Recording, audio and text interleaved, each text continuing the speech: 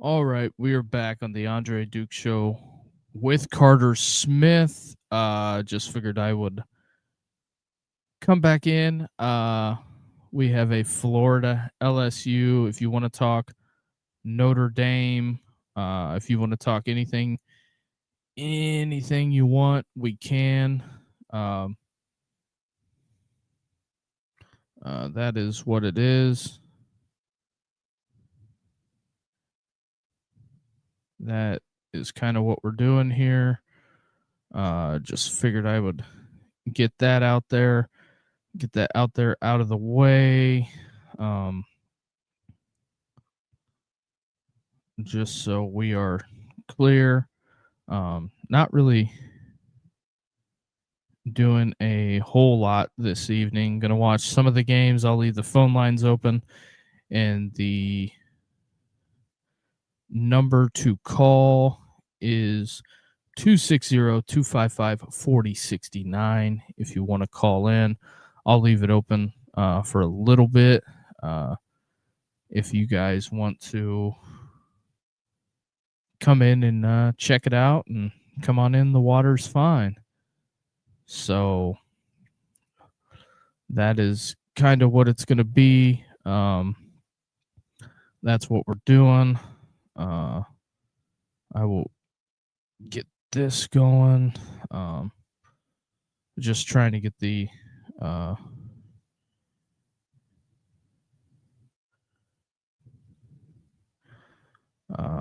looking for some stuff here. That's not what I was looking for, but yeah. What are your guys' thoughts, reactions from the day in college football? Just checking it out right here.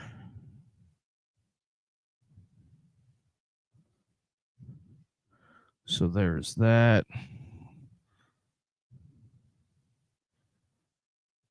Got that. So there's that. Eamon chimes in. Marcus Freeman is giving off a James Franklin vibe. A run for being the ultimate James Franklin. Yeah, that is really tough. Some people are rolling what they got out, but that's kind of what I'm doing here. If you want to call, the phone number is 260-255-4069 if you want to call. That's pretty much surely what we have going. So the form is open. It's pretty much open to anything in college football that you want. Just checking it out here.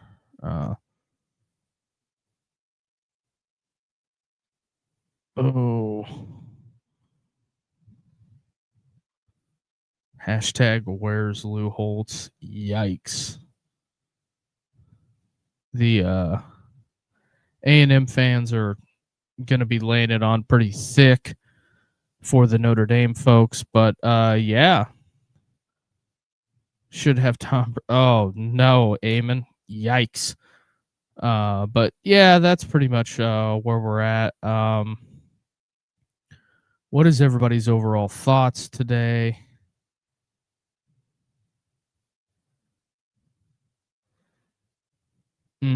They caught Lane Kiffin doing the put the sword away. I'm sure he's thrilled about that. But also, if you can do us a favor, hit that like and subscribe button. If you want to call, the number is 260-255-4069. Ayo. So there is that. I didn't get to watch a lot of Ohio State. I only tuned it in whenever the Buckeyes were close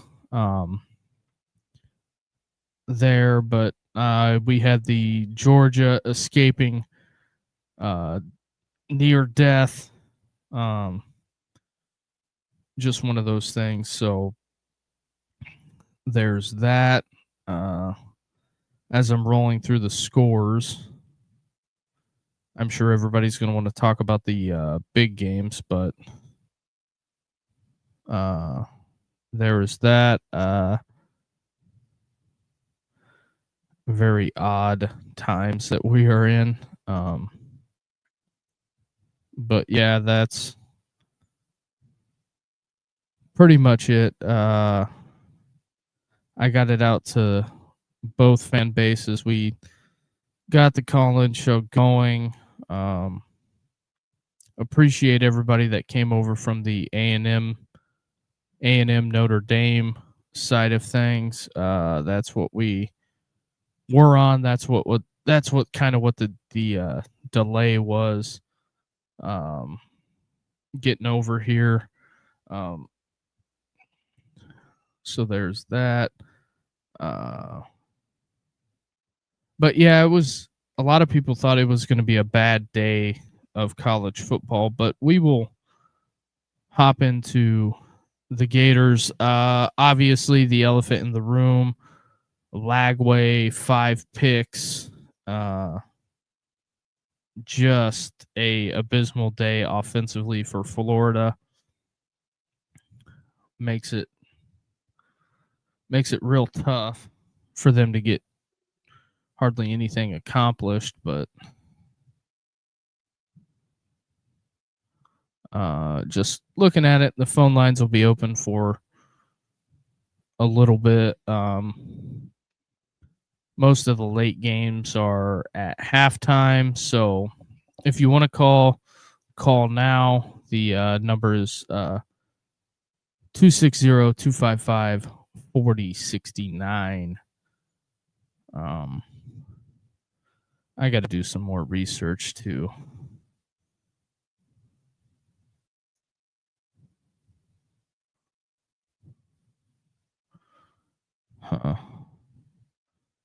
Florida's got Miami next. Yikes. Just readings from some of the Gator.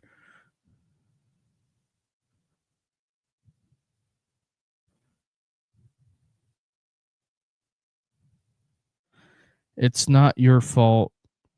It's our fault for putting you in there. Ooh, Steve Spurrier quotes. Yikes.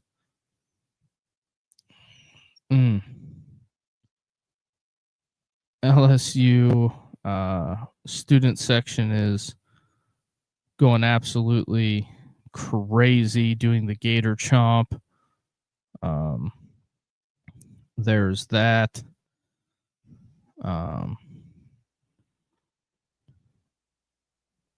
So that's an element of this. There's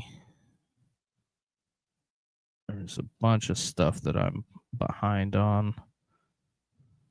I'm trying to get caught up to. Just looking at it.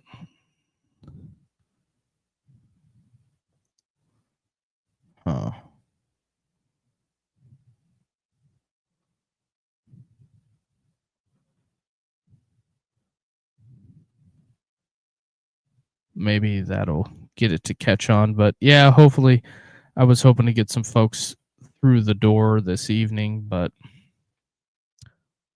kind of what it has been the last couple of weekends when it gets late. The A&M stream was good, but I'll leave it open for a little while. But if you guys want to call. That's where we're at as far as that goes.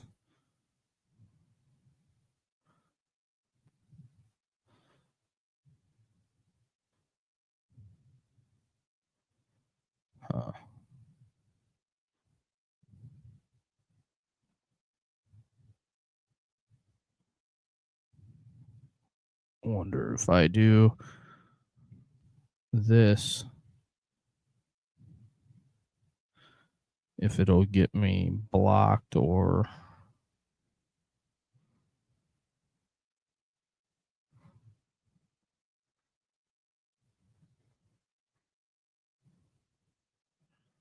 Maybe that might help.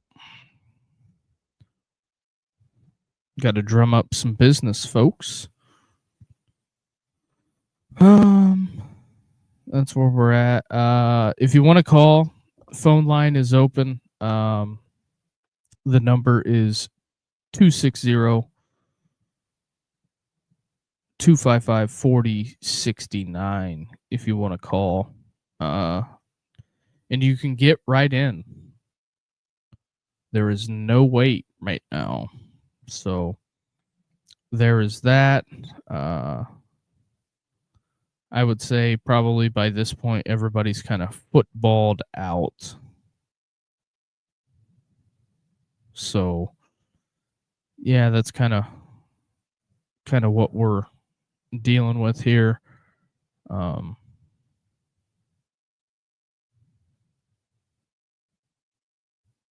Gotta see it.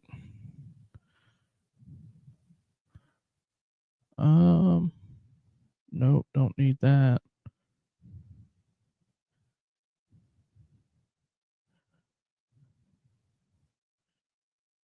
So there's that.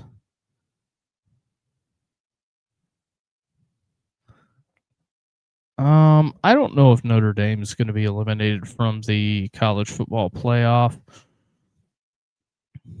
That'll make it very... That makes it a very interesting that makes it very interesting. I will say I would hate to count them out just for the simple fact of they might jump back in it, but also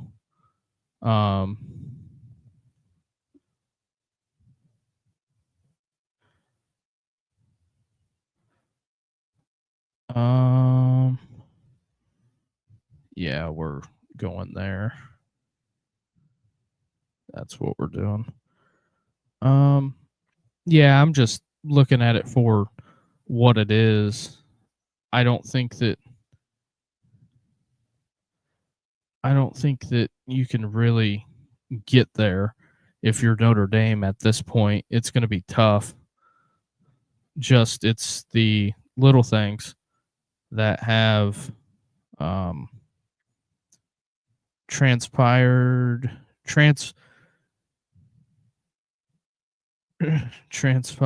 in the last couple of days, well, the last 2 weeks. That's why I can't find it.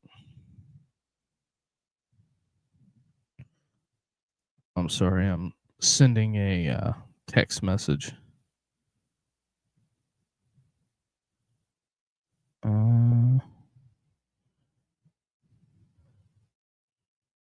There it is.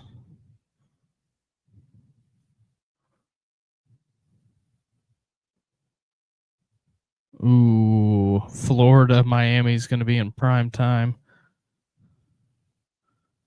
That's interesting.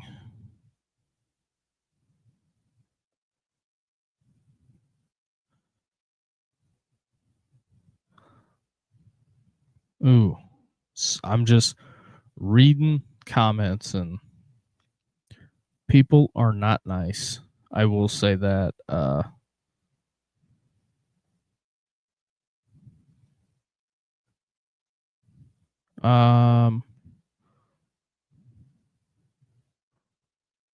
Brian Kelly, I guess, went ape shit at the press conference.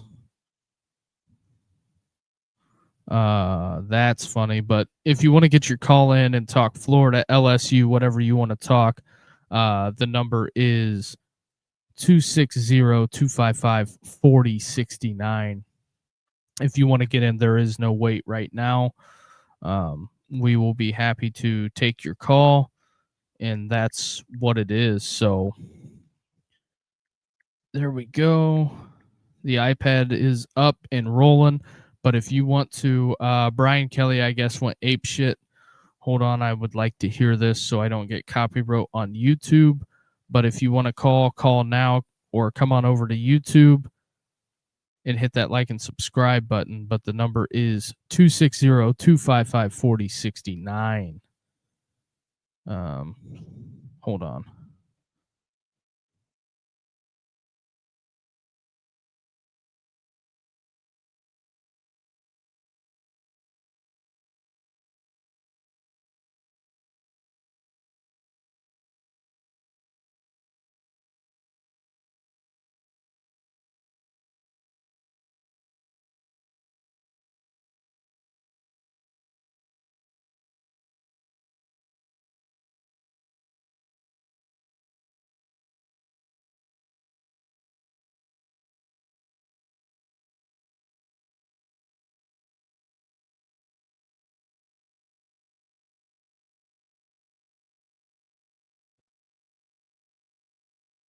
That is interesting. Brian Kelly going ape shit at the press conference. I'm not shocked by that. That's not out of character for Brian. Living in Northeast Indiana, that is just on par. He does not like questions. He does not like being questioned, nor does he want to have to deal with questions. I find that interesting.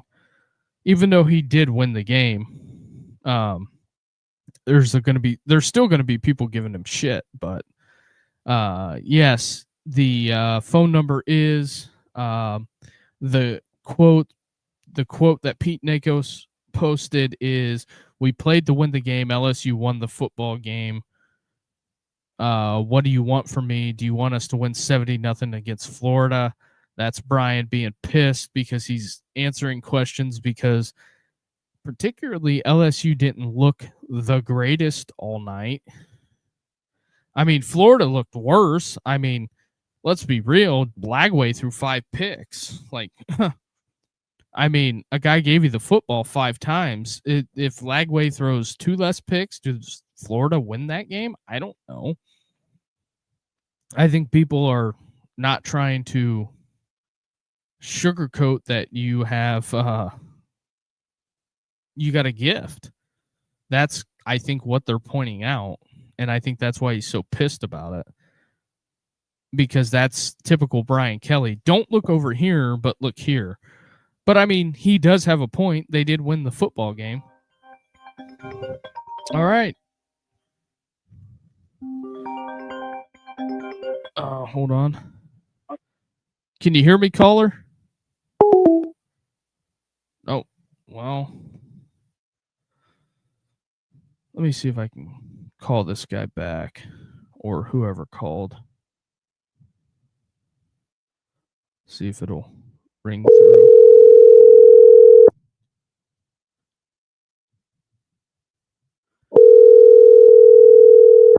We're calling this guy back.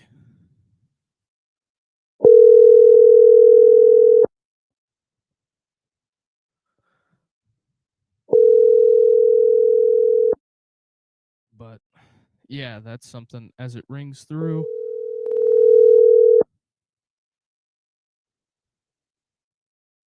Your call has been forwarded. All right, I guess. I don't know why. I'm assuming it glitched out. Just give us a call back. I was kind of caught off guard. I had to reopen the iPad anyway, so it was probably partly on me. But also, it'll help you if you get out of YouTube and dial the number so there's no glitch. So there is that also on top of it. But yeah, if you want to call, there is no wait in line. The number is 260-255-4069 if you want to call. That is what we're doing over here. But if you can do us a favor, hit the like and subscribe. That helps us grow the channel. But yeah, that's kind of where we're at right now. The Brian Kelly the Brian Kelly cry fest, I'm not shocked by it. I'm not shocked that he's pissed because he doesn't want to answer pointed questions. Because really, when you look at it, Nussmeier was 15 to 27 for 220 yards. Nussmeier didn't really have a bad night. They were 25 rushes for 96 yards. I wouldn't say that's overly great. I mean, Florida was 27 for 79, 2.9. You got me, caller? Hello. Can you hear me? Yes, sir. So I just want to talk about the Florida game and DJ Lagway. He needs to get out of this city, Gainesville, because that performance that he did tonight was absolutely terrible. The interceptions, 5 of them, 3 of them in triple coverage. It's just not good at all for us. Well, hold on 1 second, caller.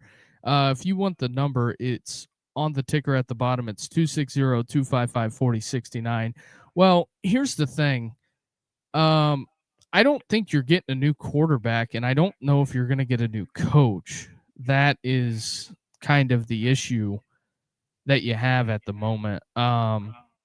You got to remember Lagway is still a sophomore, but I also don't think that they did him any favors tonight by only rushing for 27 for 79 yards, 2.9 yards a carry. I think that Florida was more successful last year offensively when they could run the football, but at the end of the day, you're paying DJ Lagway a lot of money, and I think the people that want to jump on the Fire Billy train, it'll completely set you back farther than it sets the next coach even back farther.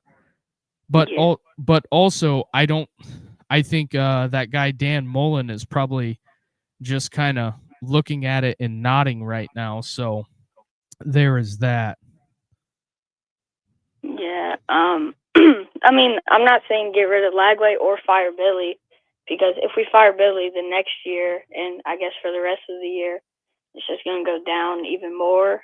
And then, I mean, I feel like next week we're just going to get embarrassed because we got College Game Day going to Miami for that game. Yep. So, yeah. I got you, caller. Got somebody else calling in. Thanks. Appreciate the call. Hit the like and subscribe. All right, caller, you're on. What's going on, man? How's it going? I just hear it in the voice. What are you thinking? Yeah, not too good for Florida, man. It's just got to be the slowest tempoed offense I've ever seen in my entire life. I mean, Billy, we're down 2 possessions, 7 minutes left in the game. We're still motioning tight ends across the line of scrimmage, putting our arms out, motioning the wide receivers. No urgency whatsoever in this offense. It's the worst offense I've ever seen. I think one of the things that would help Billy a ton is him getting somebody to call plays. I agree. I don't even think Tom Brady would look good in this offense. It's that bad. I really think that at a certain point, I think that's what has set a lot of the elite coaches apart from some of the other ones, because outside of Gus Malzahn and I think Jimbo called plays at Florida State, but outside of like those 2 guys that really stick out in my mind, has anybody else that has called plays consistently or called one side of the ball consistently had overwhelming success being a head coach? Because it didn't work in Columbus for Ryan Day. He goes out and hires Chip Kelly and wins the national championship. I think, and it happened with Harbaugh. Harbaugh goes out, hires an offensive coordinator, has somebody else call plays, has a little imprint on it. But, you go back to Urban Meyer, Dan Mullen was the brains of that operation. I agree fully. And that's what we've been thinking was going to happen for a couple of years now with Billy. But he's just hard-headed, and a lot of people believe that he's a good coach. But I mean, if you're that hard-headed and wanting to be the guy to come in and save Florida, but you won't hire an offensive coordinator after so many just boneheaded play calling and just losing games. Every year he loses a game that he's not supposed to lose, like he did last week against USF and Arkansas and Vanderbilt in his first year. And he just will not do it. I think he's just hard-headed. I think that would be a trait of a bad coach, don't you? Excuse me. You got to think, as I'm looking at my TV right now, Steve Sarkisian is on my TV screen, and he still calls plays. I think, a lot of these guys at this level, because of the way college football was 10 years ago has totally changed. A lot of these coaches now are more general manager. They're doing fundraising. They're doing all kinds of stuff at the moment. And I think it would help if they didn't call plays. Because if you look at a lot of Saban didn't call plays. And I get it, he's the anomaly, but I don't think Kirby is calling the defense at Georgia. And they've had pretty good success, I would say.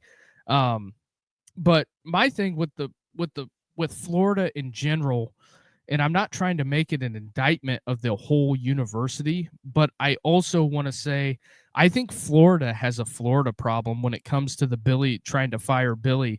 The fan base is so split because they got rid of Mullen premature and it set the program back. And I think Billy's trying to overcome getting rid of Mullen, and then you inject the NIL in there, and then you inject the transfer portal in there. It's not going to be an overnight rebuild, but I mean, Billy had a lot of momentum going into the offseason. Maybe LSU is that good. USF got blown out today by Miami. Now, Florida, I believe, has a bye week and that they play Miami. If Billy could go out there and beat Miami, and then what does that tell you? If you want to use the transitive property. Yeah, I mean, that's the thing about Billy is he'll lose a game that he's not supposed to lose, but then he'll get the boys to play on a game that he shouldn't win. I mean, I have to say, to only lose 10 points to LSU tonight by turning the ball over 5 times. Jaden Ball, the running back, he had 6 carries at halftime, and he finished with only 10 at the end of the game. And he's one of the best running backs in the country, in my eyes.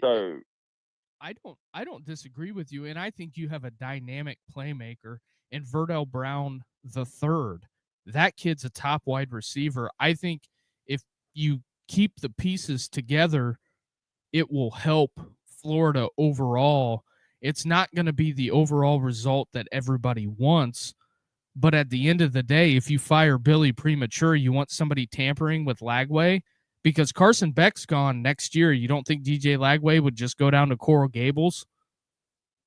Oh, I do. If Billy leaves, Lagway's gone. Yeah. For sure. And I think that's I hate to be this guy, but I think that's what's saving him, because Lagway is, I think, going to be a great player. He's probably going to be an NFL player. I agree with that. And realistically, if this was traditional college football 10 years ago, DJ Lagway's sitting on the bench right now. Yeah, I agree. If it was still Steve Spurrier here, he would have been benched after the second pick tonight, easily. Right. And I think a lot of times you have the newer college football fan that does not understand what it was 15 years ago. I'm not saying I'm not trying to date myself, but I remember back in the day whenever it was, whenever Tebow got the minuscule playing time that he did before he goes on to win a Heisman and a national championship. But he was the anomaly. You know what I mean? Yeah, he was an exception. Yeah, correct. And I mean, think of it this way. How much different is the Florida history if Cam Newton doesn't get kicked out of school? Oh, it would be huge. Because I think they take a couple titles from Saban. to be honest. Yeah. And you got to think, in 2009, the last year Tebow was there, Florida went 14-1, and they lost to Alabama in the SEC championship game. And I think Cam would have been there in 2010, correct? Yeah, because he went to junior college that year after he Right. got kicked out. And my thing is that a lot of the Florida fans that I come across, they want to fight, like not fight about it, but they want to argue about, well, we need to get rid of Billy. Okay, well, getting rid of Billy, what does getting rid of post Billy look like? Because you're probably losing Verdell Brown the third. You're going to lose. You lose a lot of players. You're losing a ton of players because this is the thing. I always take it back to, remember when Hugh Freeze got in trouble at Ole Miss? Oh, I do. So when Hugh Freeze got in trouble, look at how many kids left that program, and they had to fight to leave because a lot of them hired Tom Mars to get out of there.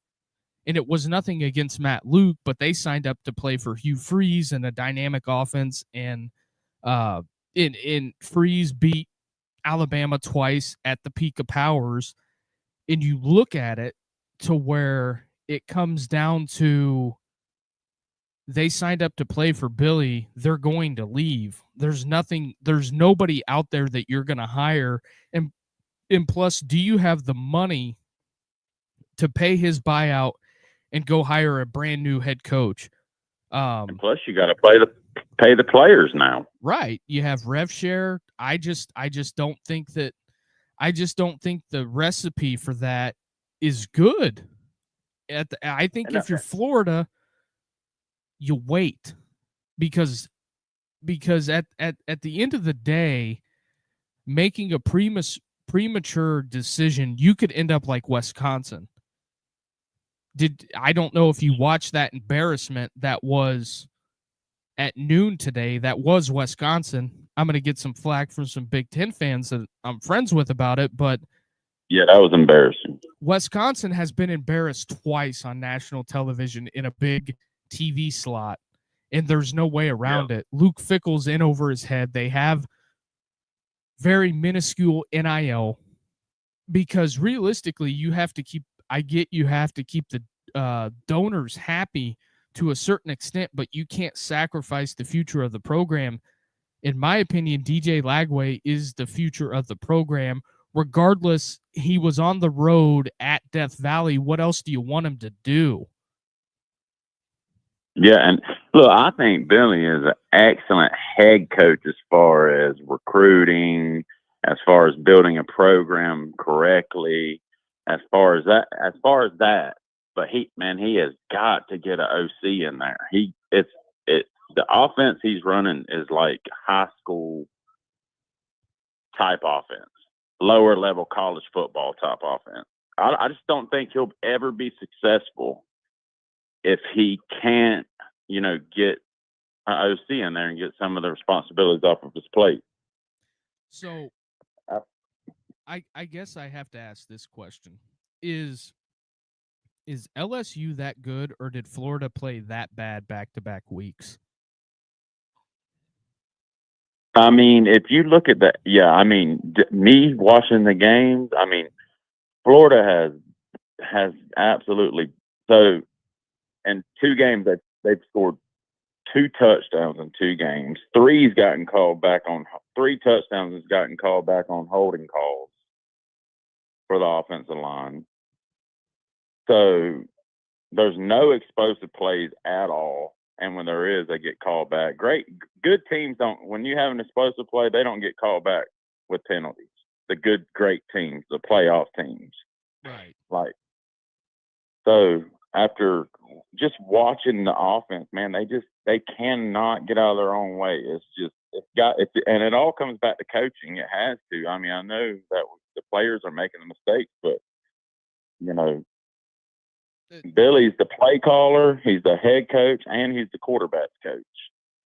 Right. And see, that is something that, okay, not to put you on the spot here. You're obviously new to the show. You've seen it. And I'm not Right. trying to put you on the spot here, but if you could hire any OC out there in college football, who would you hire to bring in to help Billy? I'm not sure right now, man. I would have to think about that because I mean, if you watch the Tennessee game today, their offense is just so explosive. I don't know who calls their offensive plays. Do you know who calls their offensive plays? I'm going to go out on a limb and say Heupel has a very big handprint in it, in my opinion. Because I know Golish and Todd Golish called the plays last year, correct? I believe so. I would pick a guy like that. They're explosive. They spread you out. They can run the football. I mean, it's just explosive after explosive after explosive. We need something like that. We need a dog at Florida. Somebody that's got some grit. Somebody that's got some.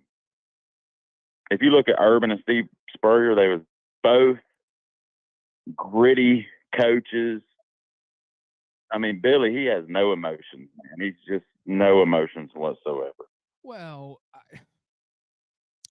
where I get on Billy on that is that you got to remember Billy is, for an offensive mind, I think it's one of those that he clouds his own judgment. Does that make sense to you?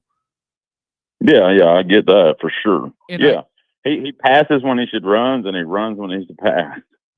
And I think going into it, I think that, you know, Billy, I hate to say this about him, but Billy's just a good old boy. And I think that he looks at it sometimes to where, you know, we'll get it figured out. We'll do this. I mean, you know, he got fired at Clemson. Was it justified? Kind of. But did Clemson go on to do great things? Yes. But whenever I look at, you know, Nick Saban doesn't make you an on the field coach for no reason. From everything that I've ever heard, is he's highly respected in Tuscaloosa, especially by Saban and a lot of the guys that he worked with. I don't think it's any coincidence that Chip Kelly leaves a head coaching job to be an OC. He's now the highest paid offensive coordinator in the NFL. And then you have Gus Malzahn leave Central Florida to go to Florida State.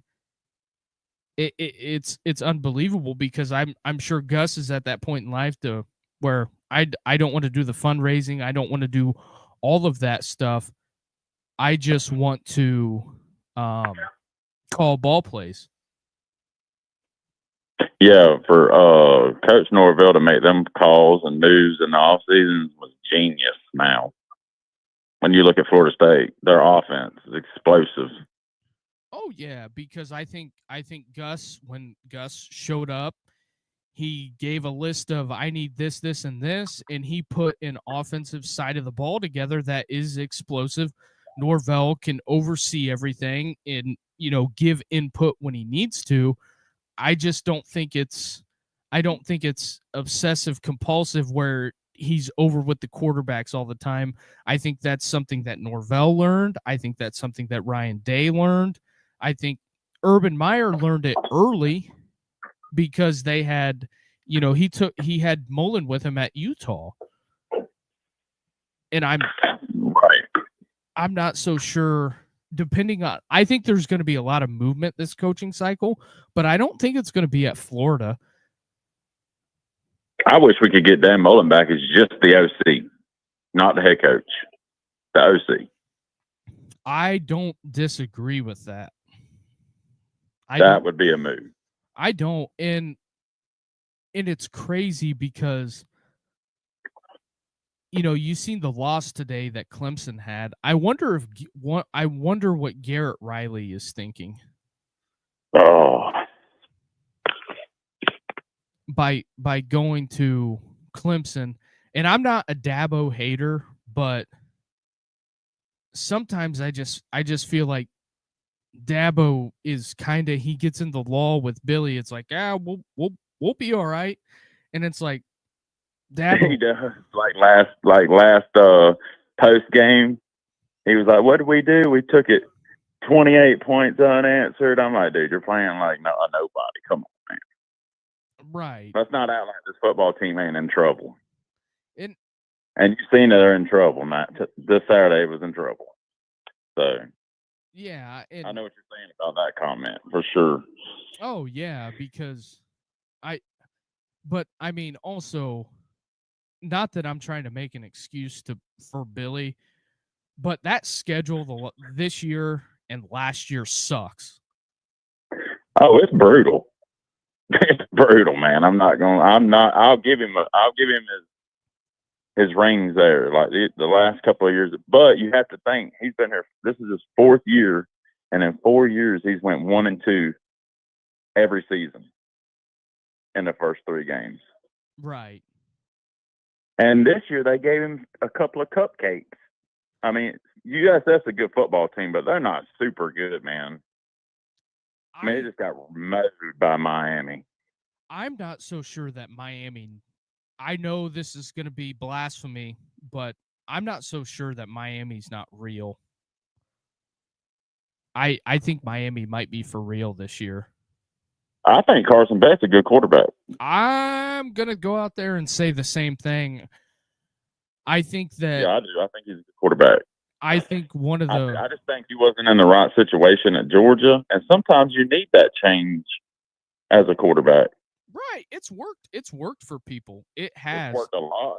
Like Cam Ward, McTeer from Oklahoma going over to, or from Washington State to Oklahoma. And I mean, it's worked. Yeah. you're going to see it with Jackson Arnold at Auburn. I mean, a lot of people Jackson make a lot of things Yeah. about Hugh Freeze, and Hugh Freeze I is like easy to it. make fun of. I get it. He is one of those people that cannot get out of his own way. I totally understand that. Yeah, I agree. But my thing when it comes to Freeze, you got to remember the guy is a ball coach. He can coach football.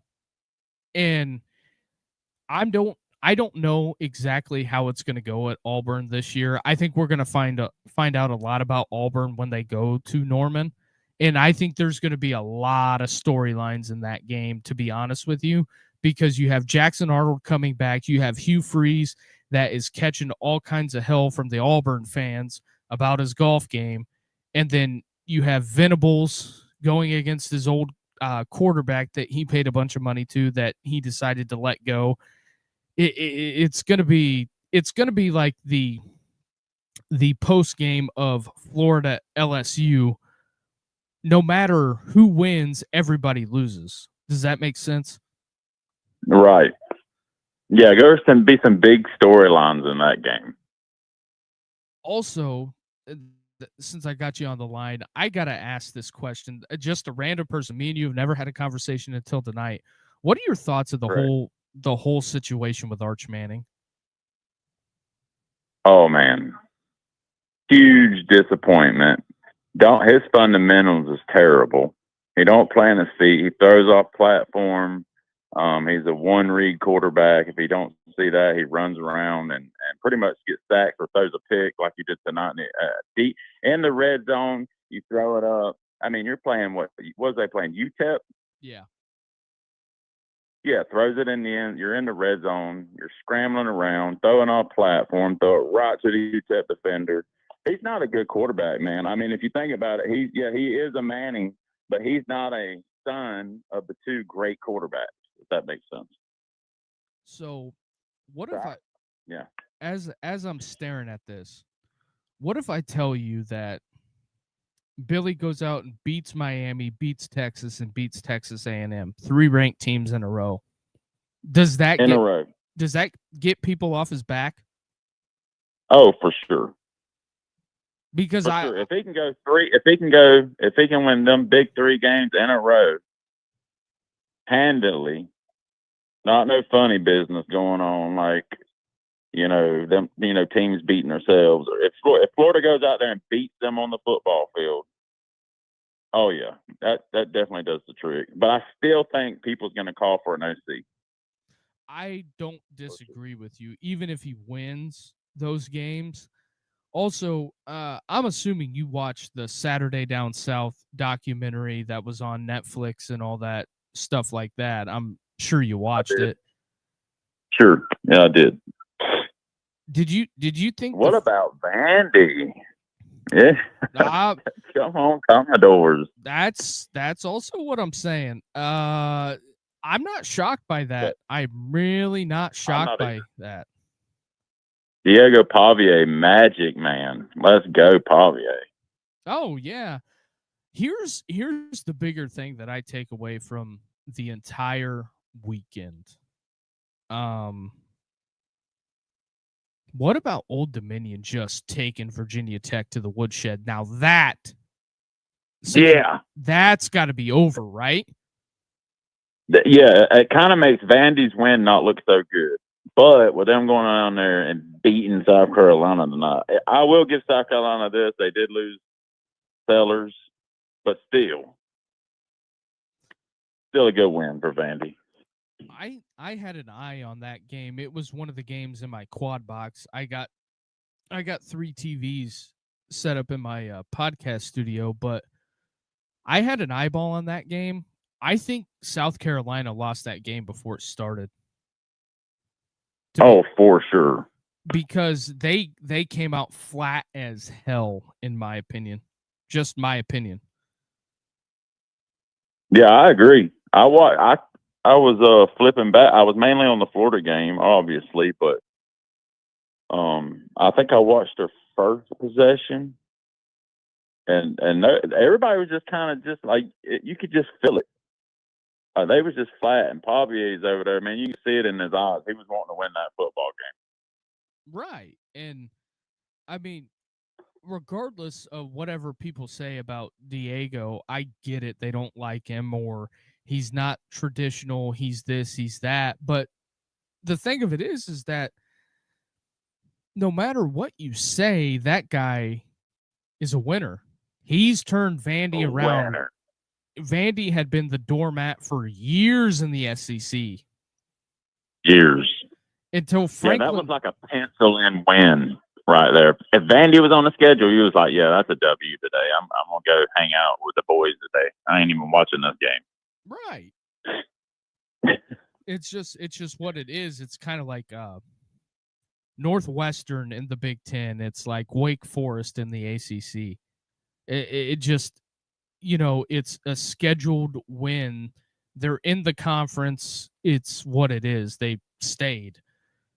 They keep up the academics for the SEC. Yeah. And one more question before you get to the next caller. If Billy loses to what's that? Nobody's calling in. Typically, the only time I'm going to cycle callers out is if somebody else is calling in. We'll end the convo and I'll move to the next. But nobody's calling in, so you got the floor, my guy. Okay, cool. So if Billy loses next week, I'm talking about like we did tonight, just flat. I mean, I understand LSU's number 3 in the country, but their offenses, they're not going to be number 3 in the country if LSU don't figure that offense out. If Billy loses next week, do you think he should be fired? Or do you think they should wait till the end of the season? Or tell him you got to hire an SC or you're gone, my guy? I think with the way the climate is in college football, for the amount of talent, if Scott Strickland has a brain, he will tell Billy Napier, you need to, I don't care what it costs, we're going to hire an offensive coordinator because you cannot do both, obviously. It is clouding your judgment. I think that that's something to be said there. I think that if they allow him to hire an OC, I think you go get Garrett Riley, possibly from Clemson. He would be on my short list. I don't think you're going to be able to get Brian Hartline from Ohio State, which he's going to be on the list no matter what, because there's going to be people talking about it. And I would not hire Brian Hartline from Ohio State. That's just my opinion. And also, maybe if you give Gus Malzahn a big raise, he might come on down to Gainesville. I'm just saying. Yeah, that would be nice. Because or get Todd Gullis to leave USF and come down and call the plays. I don't know. Todd Gullis had a good offense at Tennessee, man. Yeah, that is true. If he had more playmakers at UCF, I mean USF, he would. I mean, right now Byron Brown's carrying USF. I mean, and they're having to have a lot of help from other teams as well. To win. Also, I think on the hot list would be the Texas State coach, DJ Guinea or GJ Guinea or whatever his name is. He's pretty creative. I've seen him on a bunch of lists, on the under 30 list and some other things. I think Texas State has scored a ton of points. I think some of the other guys that you could also hold out there is you have the Washington State OC that's at Oklahoma.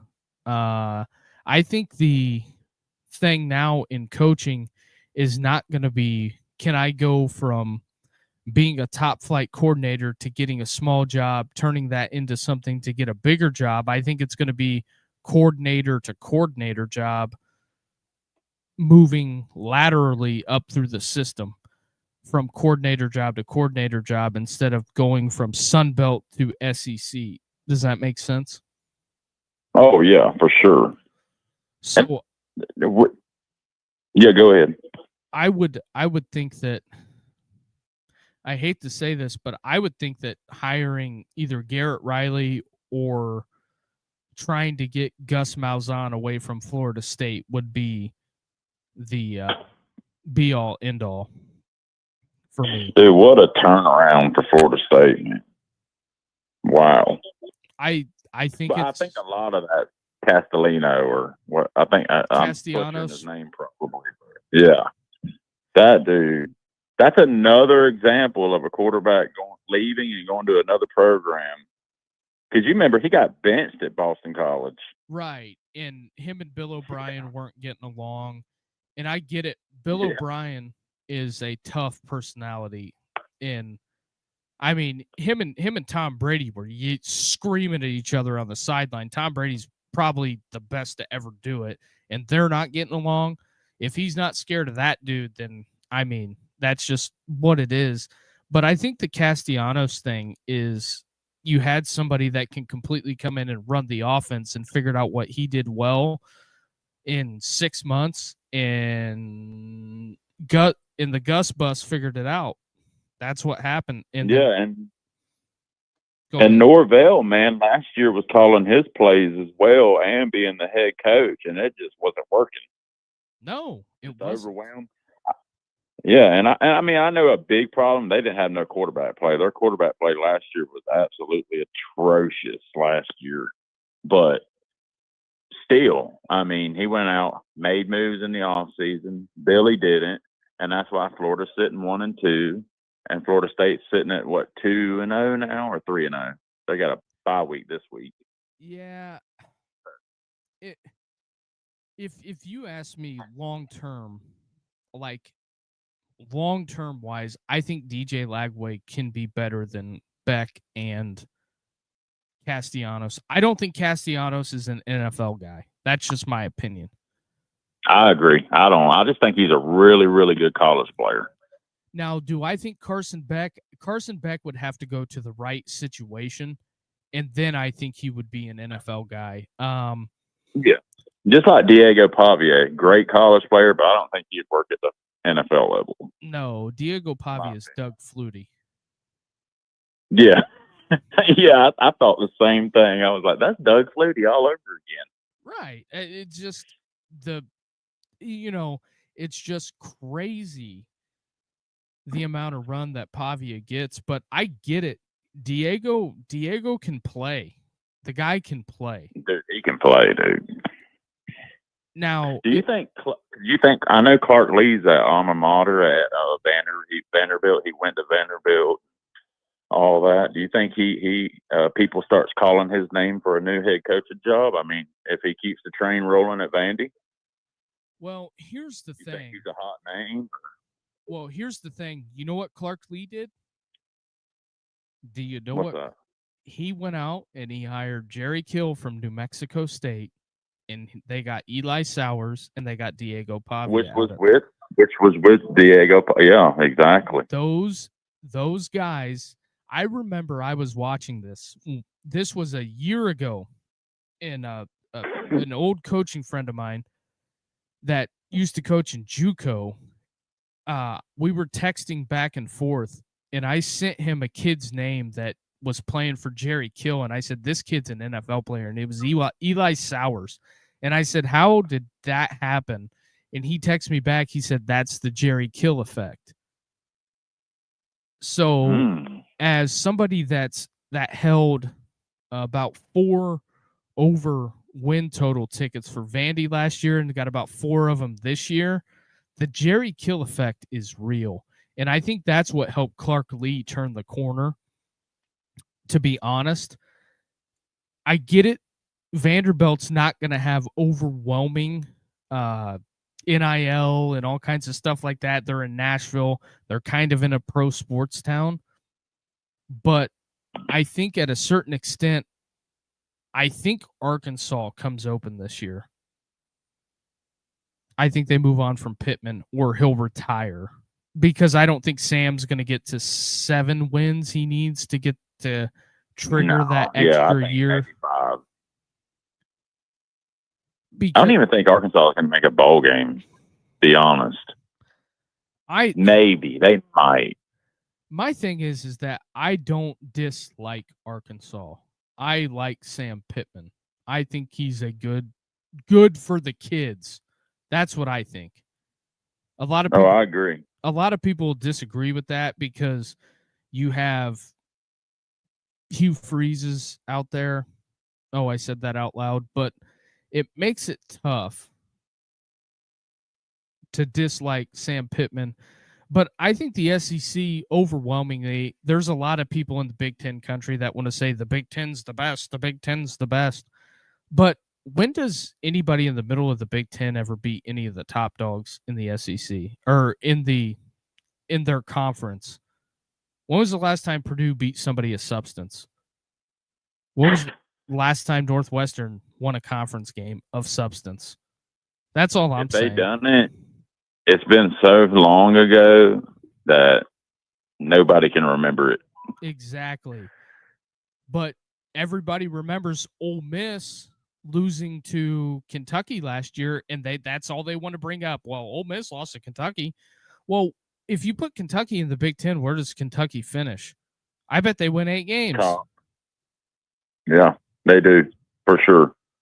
Because the competition, it's just like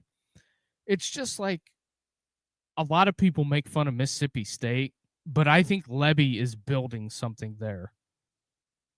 Yeah, dude, he hasn't had hardly no time. He hasn't had no time, and they haven't been spending in NIL. I think they've been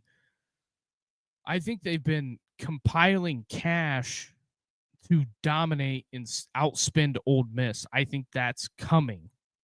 You're just not going to see it yet. And then when Mississippi State, like the Robert Condici class, pops up out of nowhere like it did at Ole Miss, no one's going to be caught off guard because it's all legal now, right? Yeah, exactly. So I just look at it for what it is, and I think, in my opinion, I'm going to throw this out there. You may disagree. You may hate me, even though I have a Florida pullover on. I think Josh Heupel deserves Coach of the Year in the SEC. I don't know if I would disagree. I mean, even him losing today? Yeah, he's got no quarterback. His quarterback went in They He loves to float. Joey Aguilar loves to float the football. Oh, dude, He loves to float the football.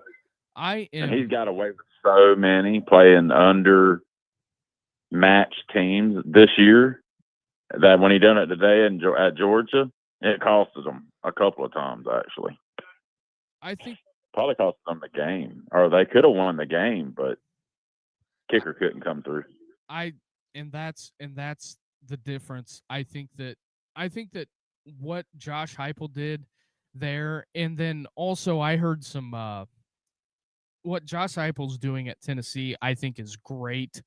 I think Tennessee really likes him. I think he likes Tennessee. I don't think there's going to be no discourse issues because they were united when it came to the Nico stuff. But another guy, I was seeing some things since you're a Florida guy.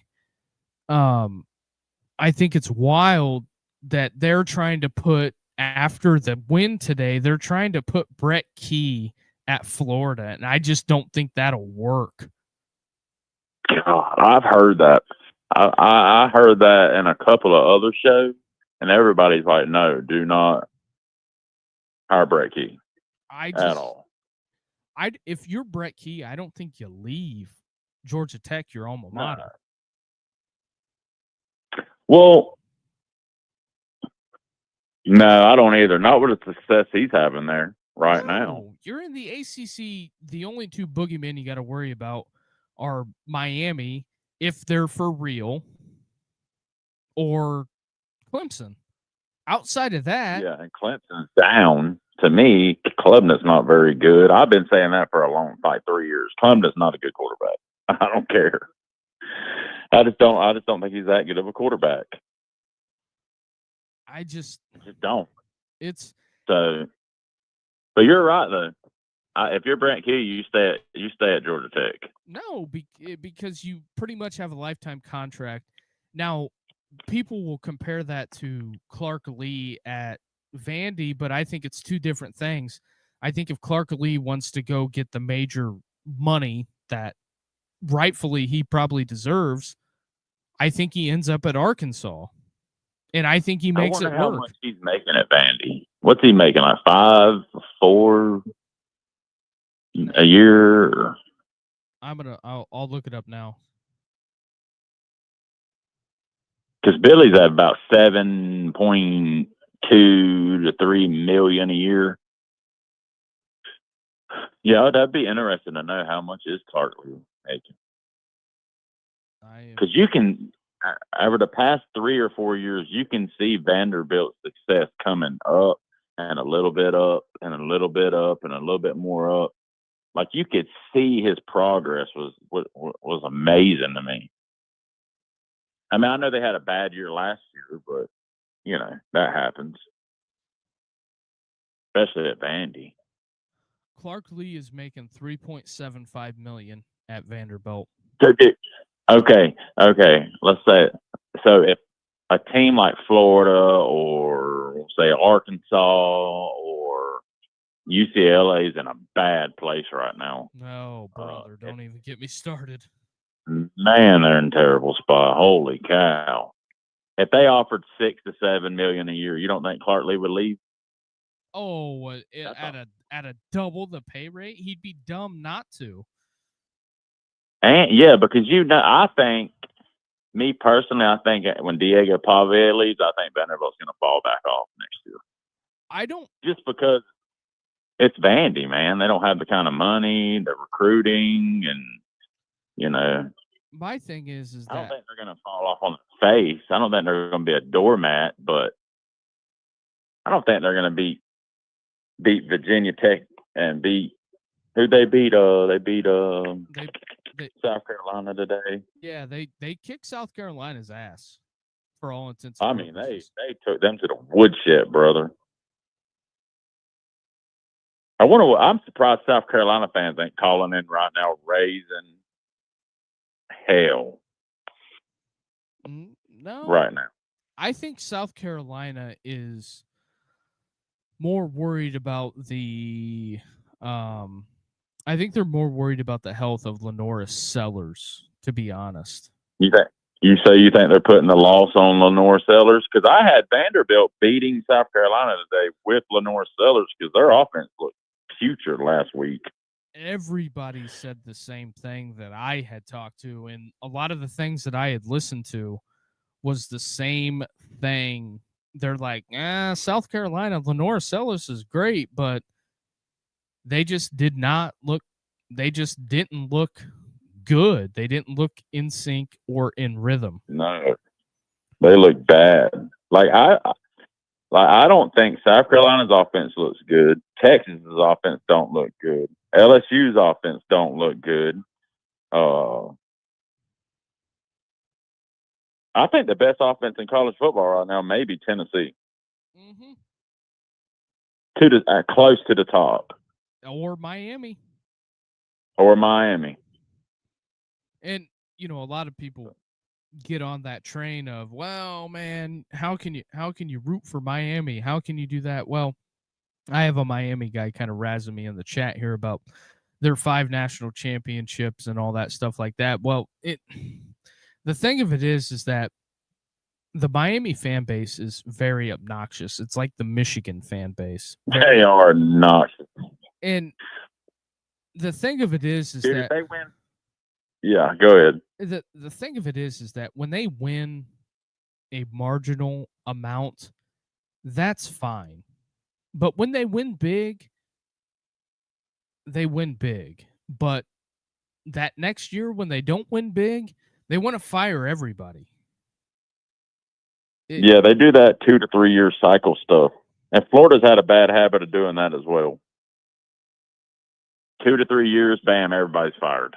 And I don't think it's that. It's really offsetting when it comes down to when push comes to shove. Now the Miami fan is the SEC bias thing. Well, I don't know. I think it comes down to 14 national championships in 25 years, and you had the Pete Carroll years out there in at SC that they were on an absolute rip and tear, and then yeah, they was. Outside of that, I mean, I don't know how Miami fans can bitch. They've never even won the ACC since they've been in it. They haven't won the ACC since they've been in the ACC? No, they need to win. This guy wants to say the SEC is fraudulent and propaganda, blah, blah, blah, blah, blah. And that's fine. You can say that, but how about you win your conference? That's because the SEC is so competitive now. Oh, it looks that way, but it's really not that. I mean, I know like Ohio State beat Texas, and then we had who else? A couple, you know, like the Big 12 and all them has been dominating us in the early this season, but that don't take away the last decade of us just mauling the Big 10 and the Big 12 and anybody we play. You'll like this. The comment says the system is flawed. 40 wins straight, says Miami has always been the standard of college football. Yeah. Did we skip from, I don't know, Larry Coker to Mario Cristobal? Dude, that's what I'm wondering. The last time Miami was relevant was what, in 2001? Yeah, when Ohio State broke them. Yeah, and Florida broke Ohio State in a national championship too. So the truth of CFB, he says I'm a 70s baby. Well, are you forgetting all the time that Coker from Mario? I just it's really bizarre to me. I don't know. Kirby went to Florida. Ken Dorsey won 34 straight games. Yeah, he did. But what about post Ken Dorsey? Not a lot there. Oh no. Post Dorsey was I don't remember a whole lot, which he was the quarterback of a national championship team. Dude, I think if you haven't done anything, I don't think anything matters if it's past 2 decades. Right. I mean, you can't bring up stuff that was over 2 decades ago and be like, "Hey, we're the standard." USC is pushing that territory. They are. He wants They really are, man. He wants to compare post Dorsey is just like post Tebow. But see, here's the thing: Florida went to 2 back-to-back SEC championship games with Dan Mullen. And McElwain. Yeah. So and they both got fired. Yeah. McElwain went to the SEC championship his first 2 seasons. And that's bizarre. That's bizarre when you think about it. I actually like McElwain, to be honest. I think he was a gigantic weirdo, but that's just me. He was a weirdo now. I think we called him Butter. Because every time he smile, his teeth are like butter. We're like, man, you make 7-something million a year and you can't go get your teeth fixed or something. Right. Like, come on. Yeah, he was a weird coach, dude. But McElwain was he was definitely a strange ranger. He says, how about he fell off, didn't he? He never got another opportunity after Florida. He just fell off. Like, I know he's coaching now, but it's back to lower level. No, he retired. He was in on that whole sign thing, whatever you want to make of it. Oh, was he? Oh, yeah, he was in on it. Oh, I didn't know that. Now the Miami fan in the YouTube chat comes back with Al Golden got that shark hugging McElwain fired. I mean, that is, I mean, he's a bizarre guy. Oh, he is, man. He is. It didn't matter if he won or lost. In his post games, he was the same dude. Oh, yeah. Goofy, funny, teeth hanging out, slobbering looking, and just, I mean, dude, he looked like he just didn't belong at Florida at all. But, I mean, he had some ballers now, don't he? When he recruited, oh, yeah, he had some ballers. He could do it. I think that at a certain extent, when Florida got out of Florida's way, Florida they shined. They do, man. They just cannot get out of their own way. You got the Miami fan. Have a good night, my guy. You too. It's I guess since we're just up here shooting the breeze, I'm just watching the highlights. All the West Coast games are kind of at halftime / commercial. What do you take out of the Dabo thing? About him this year or his performance? Yeah, I don't know. It's hard to gauge Dabo's or his post game. It's hard to gauge what Dabo is up to. Does that make sense? It's hard to gauge what he's up to because at certain times I feel like Dabo is on top of it and he's doing I do too. He's doing everything to win the ACC because I feel like the powers to be at Clemson are not going to fire him because of how bad the Terry Bowden situation was. No, when I think of Dabo, I think of Ryan Day. I don't know why they're so similar in so many ways to me. Oh, I'm telling you, brother, I could have a lot of off the air conversations about that whole situation. I will say this much. The brass at Ohio State in my opinion, tolerates Ryan Day because he wins. If he didn't win, they'd have got rid of him. Oh, if he didn't win a national championship last year and have a good year, I think he would be on the warm seat for sure. No, I think they would have fired him. And I also yeah, probably. I was trying to be a little nice about it. I also think that Ross Bjork, being an outsider, not being from Ohio, does not it doesn't help him when it comes It to always feels like Clemson and Ohio State is about to fall off a cliff to me, yes. and somehow they catch them from falling off the cliff. It's the weirdest thing ever, dude. But I don't think Dabo has any. I think Dabo's in trouble this year. So I don't know.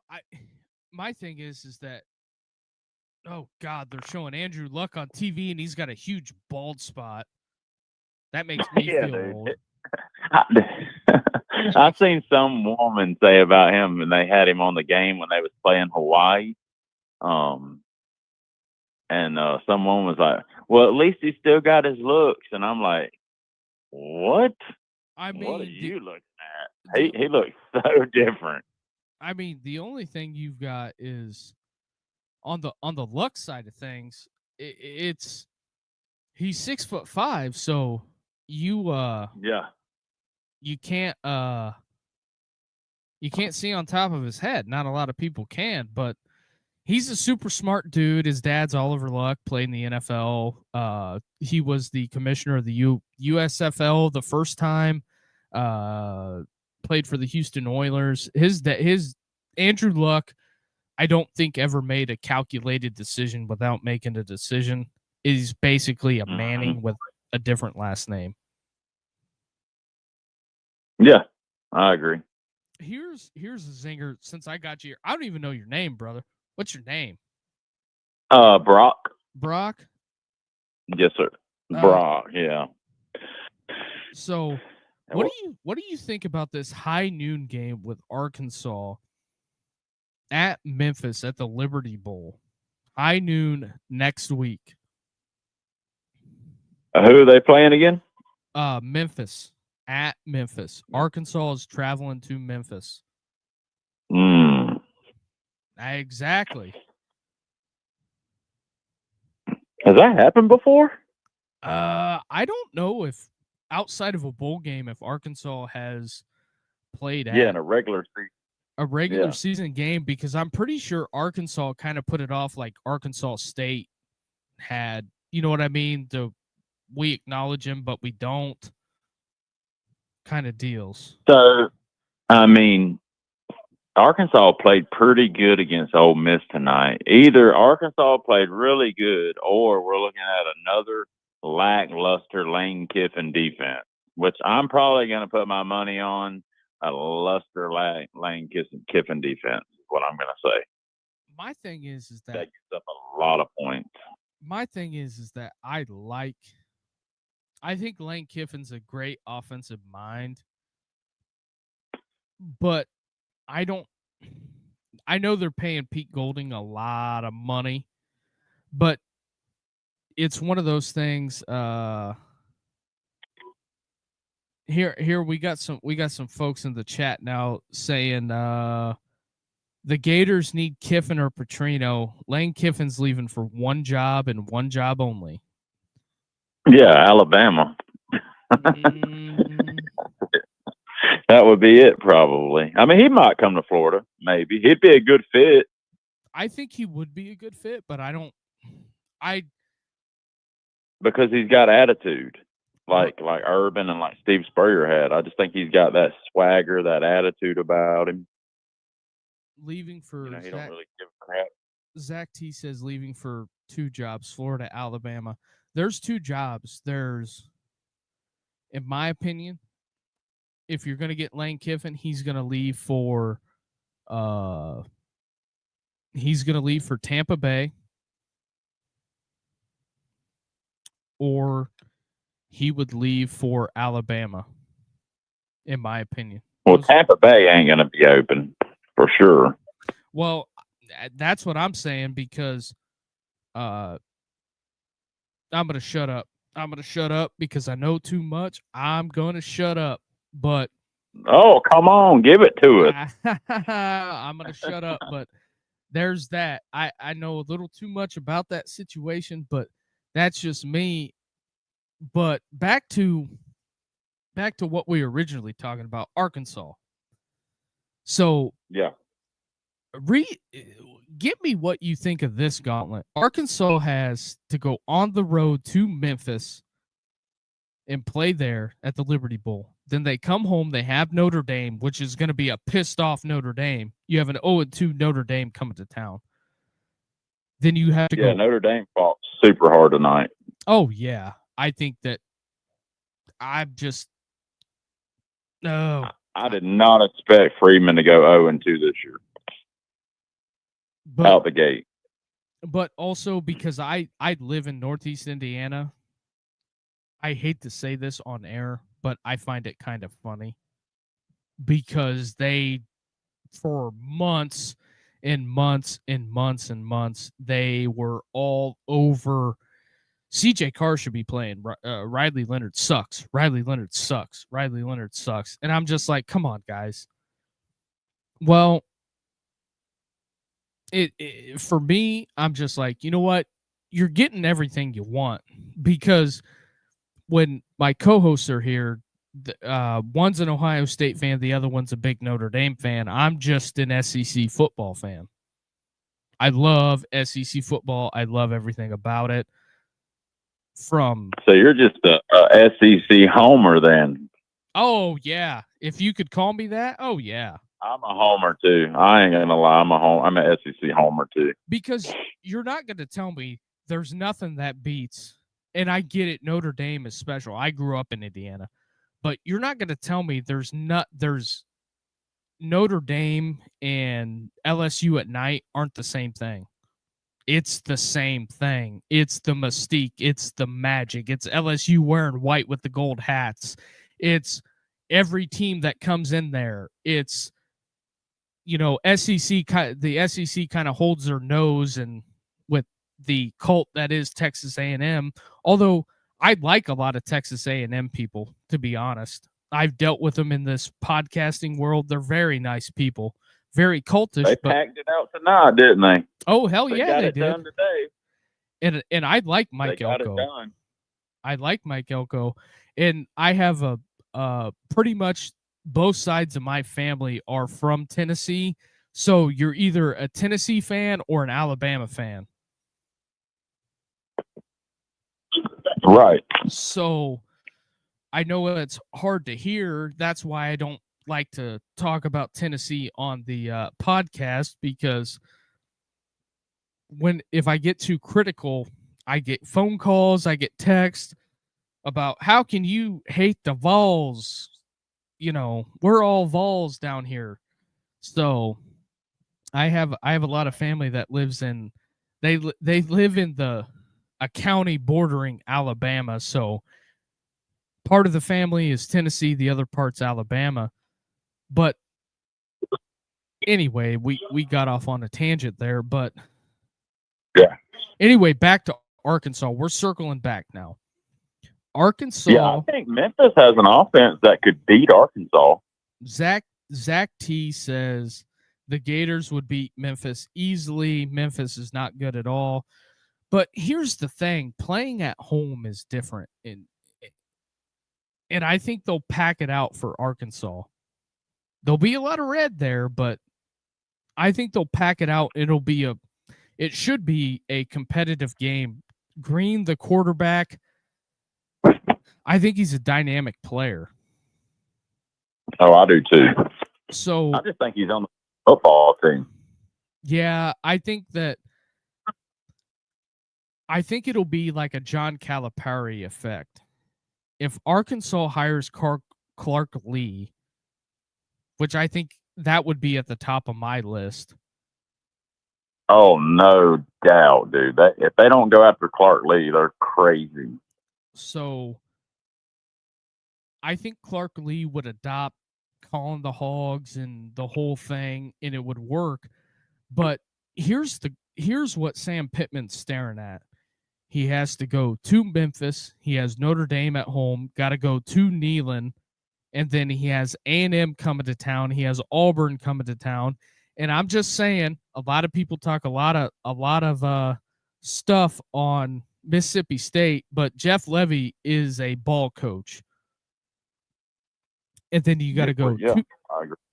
to Death Valley, to Darrell Royal at Texas, and then you have Missouri to end it. Yeah, and Memphis could be a trap game. Looking ahead to Notre Dame and Tennessee. And you're on the right, and noon kickoff. Is it a noon kickoff or yes, it's a sleepy noon game for Arkansas. sleepy noon game? And a look ahead spot. Hey, it happened in Florida last week. And also, I would put, I hate to say this, even though they won, I would put Texas and I would put LSU, or no, I would put Auburn on that list. Big time. Because dreams go to die in Fayetteville. How many years have you seen dreams go to die in Fayetteville? Oh, dude, Arkansas always sneaks attack somebody every year. It was Tennessee last year. Yeah, Sue Pig. And I'm just saying. And my dad is an Arkansas homer, man. Born and raised in Arkansas. We live in Florida now, but he diehard Arkansas fan. So, but yeah, so I've got to watch a little Arkansas football over the years, and they always do. They can not win a game all year, and then all of a sudden put you out of the playoffs. Oh yeah. If you come to Fayetteville. But I am worried about them going on the road on a sleepy noon game and a look ahead spot. Oh. But I mean, they did lose today, so maybe it's not a sleepy spot. Well, I think there was a lot going into it.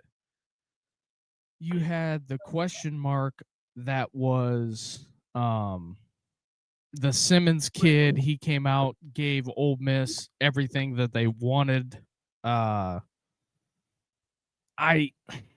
It makes it tough. But should you give up 35 points? Right. If you're Ole Miss? That's also, but I think a lot of people aren't accounting for Ole Miss doing Ole Miss things on top of that because they lost so much last year. Yeah. And let's be real. Lane Kiffin he don't watch the clock. He wants to score, and he wants to score fast. He don't care. Right. He wants the ball. Right. He's not trying to milk no clock or he's going to put as many points on the board as he can, dude. It don't matter what team he's playing, how many points they're up. That's why I like Lane. He's loose, man. He's crazy. He don't care. Right. So here's Tennessee's remaining schedule. We'll talk about the Vols for a minute. So after the Georgia loss, they've got UAB. They're at Mississippi State. That's a win and a win. And then they have Arkansas coming to town. Then they have to go to Tuscaloosa. They got to go to Lexington. They have Oklahoma, New Mexico State, at Florida, and then they have Vandy at home. I look at that remaining schedule and think to myself, they should beat State. They should beat UAB. Going to Tuscaloosa, going to be a tall task. No matter what, it's going to be a tall task. Death taxes, Kentucky is going to lose to Tennessee.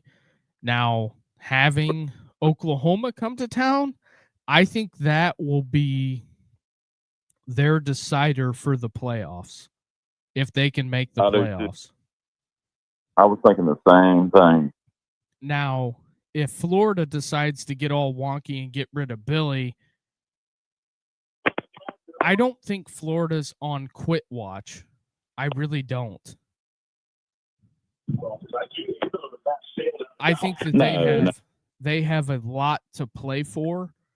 I think going forward, the way the schedules shake out, I think with the 9 conference games, their schedule is going to look dramatically different. It's not the old.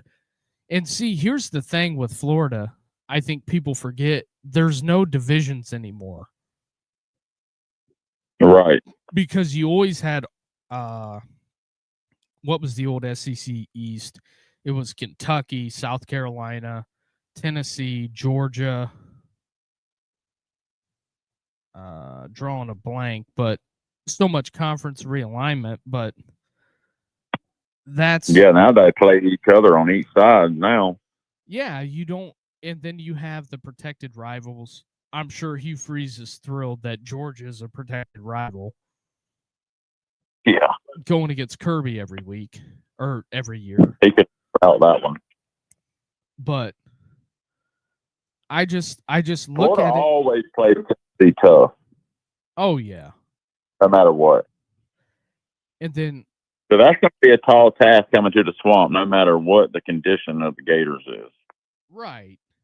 I don't think they move off of Billy. I really don't. I don't think Scott Strickland, the AD, is going to move on. Because he's made so many bad hires, he's going to give Billy so much time to turn this thing around. Because he's made so many. The only thing that saved Scott Strickland at Florida was Florida winning the national championship in basketball last year. The only thing that saved him. He made a good hire. But if I can for a second, I got to step away. I will be right back. Give me 30 seconds. I got to go take care of something. Don't hang up on me. I'll be right back. All right? Yeah, good, brother. Go ahead. All right.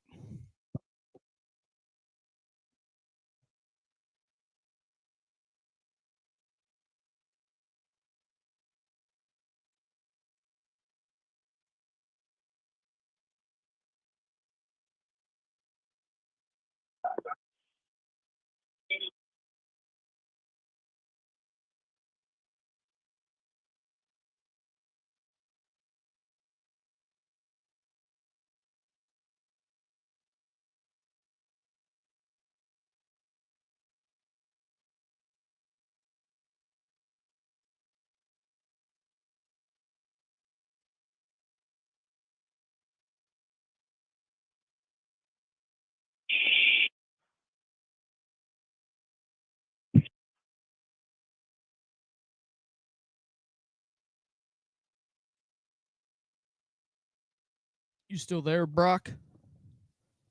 Yep, stay here, man. Still here. All right. Sorry about that. We're gonna make this a whole show tonight for sure. Hey, I'm here as long as you are. You found the show. You decided to call. You're gonna get the airtime, my guy. Yeah, man. I've never ran across the show. It just so happened that it just popped up on my page. So hey, you must be getting out there on the algorithm. That's good. All right. I'm trying. Just my other two guys that I normally do the show with, they got a lot of stuff going on, and I've been winging it this year, trying new things, and I love college football, and I just decided that I was going to start live streaming games, and I spent the money and upgraded my studio, took a wall out of my house that my wife wasn't thrilled about, and hung the TVs on the wall. So you just went for it then? Yeah, because you probably been wanting to do it for a long time, huh? Right. My thing is that I have a normal job, and I thought to myself, I see all these people that are doing the whole YouTube thing, and I'm like, I have informed opinions about college football. I'm also a big time gambler, so. Me too, man. Me too. I lost a lot of money on that Tennessee Georgia game. I will have to say that they were in the upset special. The upset special was 3 for 3 today. I'm pulling it up now on the FanDuel. The upset. So how did you do in the betting realm today? I lost money today, but I also took chances. Yeah, I did too. I lost money today, man. I had a bad last weekend. I went 5-1, so went pretty good last weekend. This weekend, and I'm definitely never betting NFL again. Never. I'm not doing it. So I refuse. the NFL is where I make all my money, and the NBA playoffs. Ah, so Tell you you, must have a good written for that then, because I suck at NFL. Because I took the Baltimore Ravens the other night, and they just so happened to lose. yeah, I don't. Judging by the amount of money I put on that, I don't want to talk about it. To be honest. Take the Ravens too. You took the Oh, I bet I did too. I bet the Ravens in the first quarter. I bet the Ravens again. I bet the Ravens. I kept betting the Ravens. Bet the Yeah, Ravens. I did. Bet the Ravens until it didn't happen, and then I was out $1,500. So not real happy about betting the Ravens. Yeah, I didn't get out that much money, but I did get out of. I did go out of 400 on that game when I was not a did I because I had to go to work the next morning, so I went to bed. We was up 15. I'm thinking, man, this is money in the bank right here. I'm set. Oh yeah. Woke up and Josh Allen did Josh Allen things like he always does. Oh hell yeah. And then Derrick Henry had to fumble the ball. Yeah. Right. So yeah, I feel your pain on that. So I was on that. So the upset special was a 6-leg parlay this week. I get it. So we start the day off right. Georgia Tech, winner.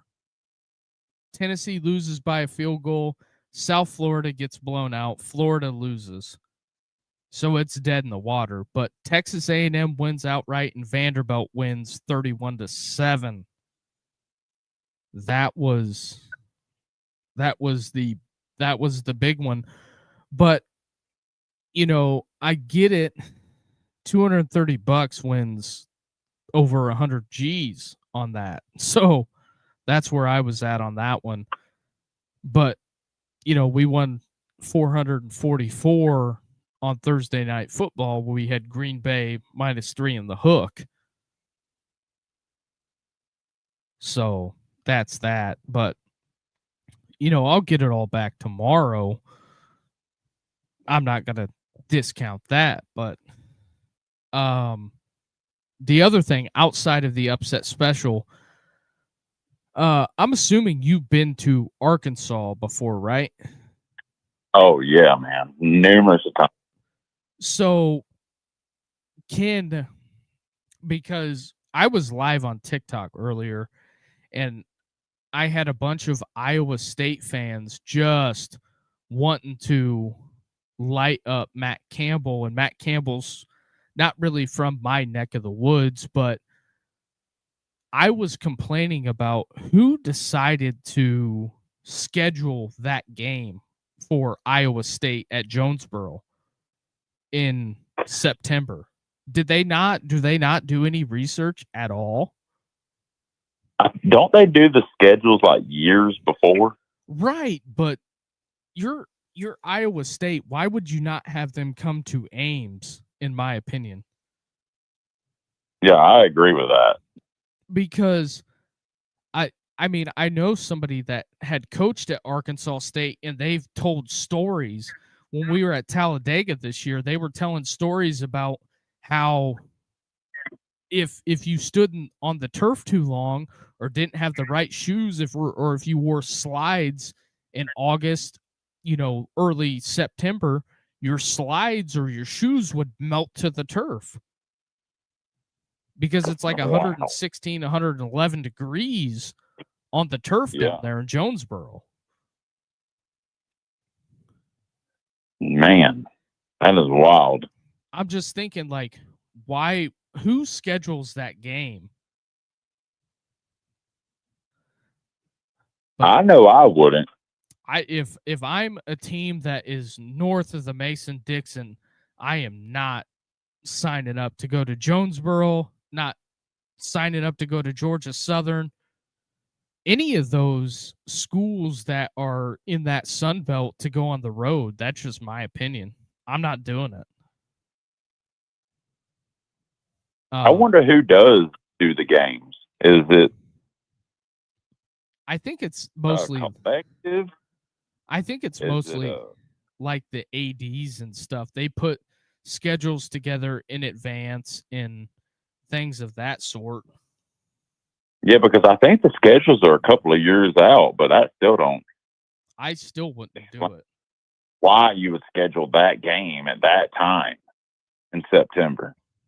That's like Boise. Boise went on the road to South Florida. That was a trap to begin with. Dude, when I watched that game, I was thinking, because they lost Jetty, but they come down. I'm thinking, who would want to come down to South Florida, especially Boise, this early in the season? Dude, have they ever played in heat like that before? I don't think Boise's been down. Well, I take that back. They were down. They went to Scottsboro. They went to Georgia Southern and played last year. Yeah, but I guess USF's a G5 team. I bet they was thinking that was just going to be a walkthrough. Oh yeah, they thought so. Just like Florida thought it was a walkthrough too. Oh yeah. Because they had a bad season last year, right?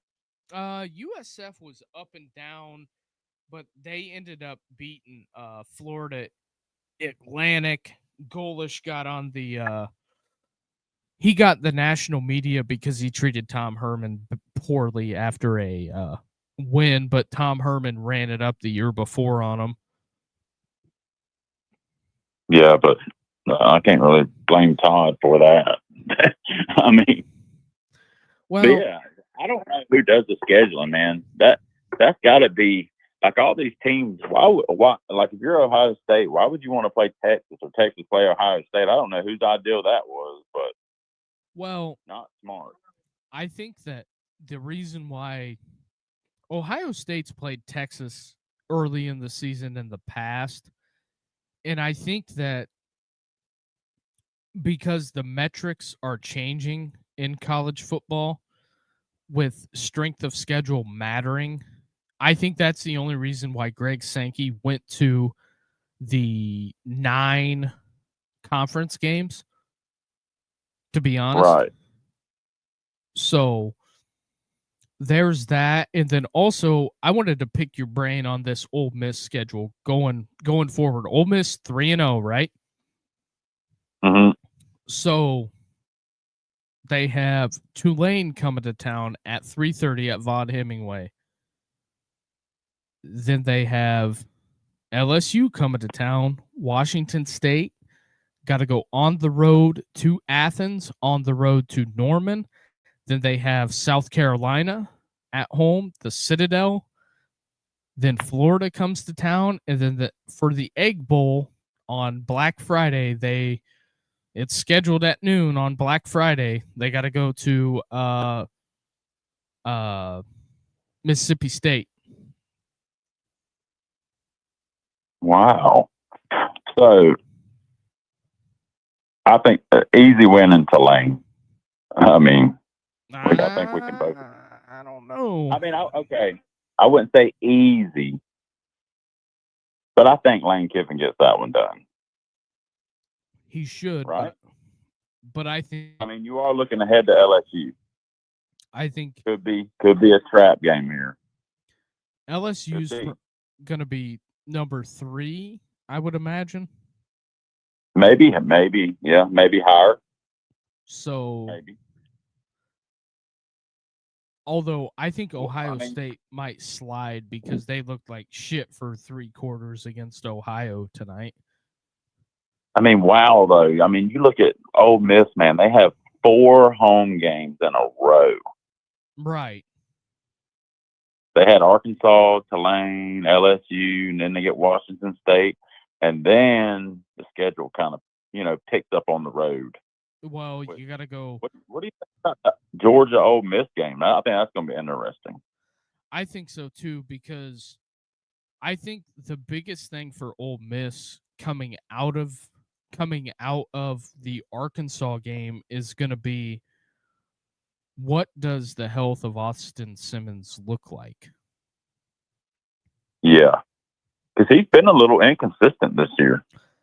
Well, I think the backup finished the majority of that game. I had a ton going on. We had Notre Dame, A&M, the end of it, Florida, LSU. So Ole Miss was kind of on the back burner to a certain extent. Yeah. Right.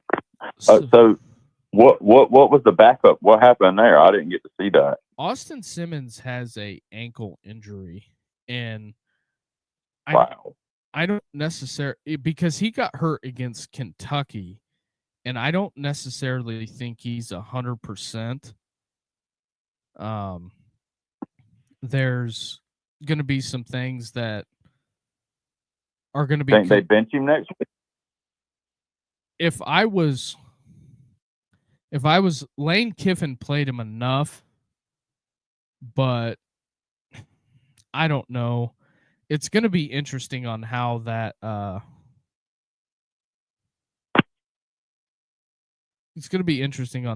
plays out. I mean, I didn't get to watch the backup, but obviously he's not too shabby.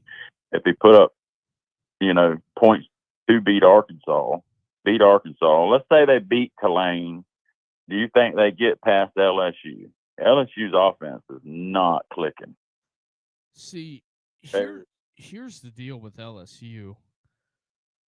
They have the X factor that is Garrett Nussmeier. I think Nussmeier can make up for a lot of the imperfections that are in the LSU offense.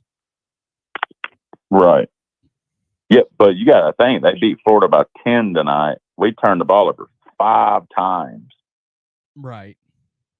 And they only won by 10 points. I mean, we should have gotten blown out. Because, anytime you turn the ball over, you're going to get pretty much, you're losing by a couple of touchdowns at least. Right. You should have, I don't know, at least 21 points spotted. Man. Yeah, and they stalled all night, 3 and out all night. So I'm just really looking at that Georgia game, but I don't think Ole Miss gets past. I want to say Ole Miss can outscore LSU. I think if it comes down to a shootout and Austin Simmons gets right and gets healthy, I think Ole Miss beats them.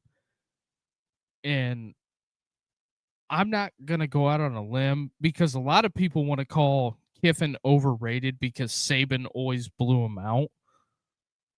I'm not there yet on that. I'm just not. I think realistically, if push comes to shove, I think Lane is a better offensive coach than Brian Kelly. I know that's probably controversial in some circles, but he might be better. I would agree with Lane Kiffin being a better offensive mind than Brian Kelly. I think LSU better defense for sure. Ole Miss, I can't remember the last time they've had a good defense that kept teams at least under 21 points at least. Like every game I ever see Ole Miss play, they always give up so many points. It's the only issue for me. The one thing, and then we'll get off the Ole Miss topic because I have a topic that I think that me and you will both agree on next. But I think that Ole Miss's defense was better last year, and I think it won them a lot of games. But I don't necessarily think that the defense is going to hold Lane Kiffin back against LSU. I think that Austin Simmons' health is going to be the big determining factor on the rest of their season because he's got the lingering ankle injury. And I think that has a lot to do with it. You think Ole Miss goes to the playoffs this year? I think that Ole Miss will have the best shot to go to the playoffs out of anybody in the SEC, but their biggest thing is they have to beat Mississippi State because Mississippi State is going to be standing in their way as long as Ole Miss doesn't drop a game to Georgia or anybody they shouldn't. And I think the caveat on Ole Miss's schedule is going to be Tulane because they have Retzloff, the quarterback from BYU. I'm telling you, that guy can play. That dude is a baller. I know a lot of people think that Ole Miss or Tulane is just, Tulane of old. I'm telling you, that guy's different. Retzloff can play. They're going to shock some people. I mean, they are sitting at 3-0 this year. So, yep. They haven't beat anybody that I would be like, oh yeah, that's a good solid win. I mean, I think Duke got killed last weekend, didn't they? Yeah. Who was that by? I believe so. They did, but yeah, I think they did. Yeah, dude. And Manning's their coach, correct? Duke's coach. Yeah, Manny Diaz. That's a total joke to me, man. I think Manny Diaz is the most overrated coach in college football. Whenever he had all those kids committed to Temple and then bolted in the middle of the night and said, I'm going to Miami, and then Miami did him dirty. It's kind of football karma, in my opinion. It is. That's exactly what I said, too. So, anyway. So, yeah. I think Ole Miss, either they got 3 tough games. They got Oklahoma, Georgia, and who was the other one? LSU. LSU. In my opinion, I think they got to win at least 2 of those 3 games to go to the playoffs and win out. I think that the other side of that coin is that they have got to take care of Tulane and make Tulane a priority because I'm telling you, I think John Summerall, if Kelly falls on his face, should be the head coach at Louisiana or LSU. That's who I'd hire. He would be on my short list to take over a program to keep it intact. Has he had success, or is this his first head coaching job, or? John Summerall? No, he was at Troy. He won the Sun Belt Championship, I think twice at Troy, and then he went to Tulane and made it to the AAC Championship last year. And then I don't see how they don't get back because they have the best quarterback in the league. Hey, only time will tell this year because college football is a weird thing. Because my thing is that if it goes weird with Billy, I would hire Summerall. I really would. I mean, if he's a proven winner, he would have to at least have a good season this year with Tulane to even have a shot at that for his name to show up. I think. Don't you think? Oh, to me, I know. Well, I've known of John Summerall ever since he was the head coach at Troy, and I think that it's a very interesting endeavor. I'm trying to pull up his. We spanked Tulane last year in the bowl game. Right, but he had no quarterback. Yeah, because he left for Duke.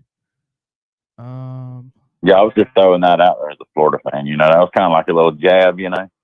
Well, it's for any of the Tulane guys if they come in here and listen or later on listen. I'm just throwing that jab out there. So John Summerall's head coaching record is 35-9. He went 12-2 Wow. at went 12-2 in 2022 at Troy, went 11-2 at Troy. His Troy record was he won the conference title both years. He went 23-4, and then at Tulane he went 9-5, 7-1 in the American, and he's currently 3-0. So he's 35-9 overall. Wow. How has he not got a bigger job offer? He's only been a head coach for 3 years. But 33-9, man, that's impressive. 35-9. 35-9, still pretty impressive. I mean, that's impressive right there. I mean, Billy Napier's 20-21 at Florida, so that maybe they need to give him a call. John Summerall is very impressive. I'm a big fan. He was on the initial staff at Ole Miss with Matt Luke, and I remember whenever people would talk about, the guys that were up and coming guys, he was a name that filtered always. It was, this John Summerall guy is a hell of a linebacker coach. He's a hell of a coach, hell of a coach, hell of a coach. So if anything, I would hire John Summerall if I'm Florida. Yeah, at least give him a look, interview. I just don't want Florida to go out there and try to hire. I'm just, man, my belly's so full of G5 coaches. That's the problem. The only thing that hurts with Summerall is where he's from. He's from Huntsville, Alabama. And if it don't go well for the boys in Tuscaloosa, I don't think they'll make a change this year. But if you're Summerall and have a good year, win the AAC, do you leave Tulane? Well, wait? Why would you? Really? I mean, I think these coaches are getting more comfortable in these lower level jobs, man, because college football's changed now. Everybody's not taking that big job anymore. Right, because they don't give you time. Right, exactly. So I think that where you're at is kind of where you're at, to be honest. Yeah, I mean, used to everybody was shooting for the big jobs, like Georgia and Alabama, Texas, Ohio State. But now everybody's getting resources, and you can pay players now. You can get recruits. Whoa. Like college is so competitive now that it's unreal. Right. It's so hard to predict wins now in college football because the talent's so spread out now. Everybody's got good players. Right. So a lot of coaches, man, I'm thinking they're having success where they are. They're getting paid pretty good money. They don't have the stress levels. So, I mean, I think me and you would agree getting paid $2 to $3 million a year is pretty good money. Oh, yeah. I mean, so, if you told me that I could have this job that pays me $1 million a year with low expectations or lower. Yeah, Plus, you got a playoff now, a G5 spot now to get in the playoffs too. So it's like Dan Mullen down at UNLV. Why would he want to come back to Florida or Georgia or any of these big schools? he can make a run at UNLV and get a spot in the playoff as a 12th seed or 11th seed, and everybody praises him, and he's making pretty decent money. So that's my take on it. Well, the big thing with Mullen is I think Mullen's going to muscle his way back into the SEC somewhere. I hate to put it on Sam Pittman, but I think that it's one of those things that Sam's a little bit older, and I think it's going to be tough for him to keep that throughout the end of the year because he's got to get to 7 wins. We went through the schedule. It's going to be tough. If he gets to 7 wins, more power to him. They probably keep him at 7, 8 wins, I would think. Well, sure. He has a extender in his contract that if he gets to 7 wins, he gets an automatic year extension. Oh wow! So yeah, but they couldn't buy. They still if he got to 7 wins, they couldn't buy him out and. Oh, they would have to pay the full amount. Right. So there's that, and then also, I guess we've been at it for 2 hours. I will. I'll leave you with this. If you want to stay on, you can. If not, I will fold it up. But here is Auburn's schedule going forward. So they go to Norman, to A&M. They have Georgia at home, have Missouri at home. Got to go on the road to Arkansas. They have Kentucky coming to town, at Vandy, Mercer, and then Alabama comes to town. How many wins does Hugh Freeze have, and does he keep his job? Yeah, I think he keeps his job for sure. I actually think Auburn is I think they're gonna win 10 games. I think he's probably gonna make the playoffs. I think Auburn. I know that's a bold take. That's a super bold take. Out of what I think he gets it done in Norman, man. I think he does too. Don't they have to get? I think he does.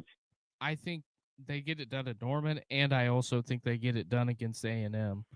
Now, I agree. Georgia coming to town is tough. It is tough. I'm not. If I'm a Auburn fan, I'm not worried about Missouri, Arkansas, Kentucky. Now, Vandy, just for the simple fact of, did they go on the road to Vandy? Right. Or are they at home?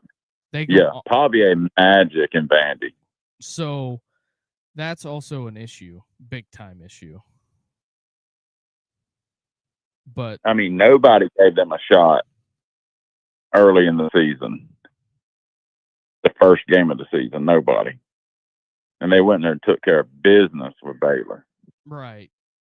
And I think they'll roll Kentucky, Mercer. Alabama's a big question mark. Yeah, Alabama. But we have room. So let's see. Before we cut out of here, where do you think their let's say they do win 10 games, where do you think their losses are coming from? For me, for Auburn would be Georgia, Alabama. I think he beats Oklahoma and A&M. I do too. I think they go to Norman, win that game. I think that is, there's just too much there at the Oklahoma game with Jackson Arnold and all of the storyline and all of that. And then A&M, what I seen out of A&M tonight was they're so inconsistent on offense. I think it's going to be tough, even though they scored 40 points, but they were super inconsistent on offense. And how much did their defense give up tonight? Gave up 40? Yeah, Is that 40. Yeah, so 40. I mean, God, that's a lot of points. And Notre Dame really didn't stretch the field. They just ran it down your throat. And Hugh Freeze, for all of his faults, is a good in-game coach and a good game planner. So there is that. I've always liked Hugh Freeze. When he got in trouble a long time ago, I really hated it, and I'm glad he made it back to the SEC. I just like him as a person. He's a goofball sometimes in his post conferences and his press conferences and stuff, and he kind of repeats himself a lot. But I think he's a good football coach. I think he's got the boys rolling down there, and I think if so happen they do, I think they can get in the playoffs with 3 losses, and so they can drop an unexpected game. But if they do drop an unexpected game, it's probably going to come from either Vandy, because Vandy's rolling, man. I don't care. Or probably Missouri too. Missouri's a sneaky game, man. That's a sneaky one. But the thing that helps with the Missouri stuff is that it's at Jordan Hare. It's not at Missouri. I agree with that. Because Missouri up 10-2 or 9-3. I'm gonna go 10-2. I'm going 10-2. So we'll say I'm saying losses to Georgia and losses to Norman for sure. I think it might be Alabama, but I wouldn't be shocked if they end up 11-1. Yeah. I mean, I wouldn't be shocked either, to be honest, because the only games I'm super worried about is the one in Norman and when Georgia comes to town. Right. So if they pick off one of them games that's unexpected, then hey, they could go 11-1. But I think a 9-3 Auburn team still makes it to the playoffs. Right. It depends on what the ACC does, to be honest. Because you think they'll let an ACC team, let's say a 9-3 ACC team and a 9-3 Auburn team? Who do you think gets in? Oh, the Auburn team does, but the issue you have is do you let the 9-3 Auburn in over the 11-1 ACC runner-up in the playoffs? But like I told everybody last year on my podcast, with the fellas, we were fighting like cats and dogs for like a month about this, because I told him, I said, you do not want SMU in the playoff. They will get caved in. And what happened? South Carolina should have got playoffs. Oh, over SMU any day. I would have put any day. I'd have put Ole Miss in there. I think if Ole Miss was ever going to win a national championship or try to go on a run, that was the year. It was. Well, with Jackson Dart, yes. Oh yeah, Jackson, unbelievable. What a guy. Yeah, what a dude, man. Just a ball player. And he's cooking in the NFL right now. Oh, I seen him in the. I think he'll. When I seen him on the field, he's cooking. I think he'll be all right. I think he'll be a long-term starter in the NFL. He will. I think so too, man. Well, it was good being on the show, man. I appreciate you letting me on the show. I'm gonna go turn in tonight and go lick my wound. That's LSU loss. Well, sounds good, brother. We do this every Saturday night. As long as I get engagement, people that show up, if you hit the like and subscribe button, you'll always, and turn on the bell notifications, you always know when we're there. So I appreciate you, Brock, for pulling up tonight for an hour and 46. Didn't think you would be here this long whenever you were going into it, but I appreciate you. Some of the content and all that stuff like that. But we will talk to you later, and I'll close the show down, and we'll have a good night. You too, man. Y'all enjoy. Go Gators. All right, brother. Have a good one. Later, man. Later. See you next. All right, that was Brock. He even though I hung up a little early, but appreciate Brock for jumping on tonight. Appreciate everybody coming in. The phone number is there. Hit the like and subscribe button, turn on the bell notifications. That is kind of what we do here. Looking at it, that is it. I don't know if we have the be all end all, but there's that. That is what it is. Florida falls to LSU.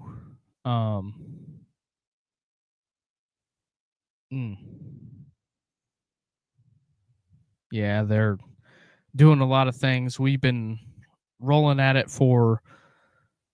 we did a lot of content tonight. So appreciate everybody that showed up in the stream, even though I had to take a brief break.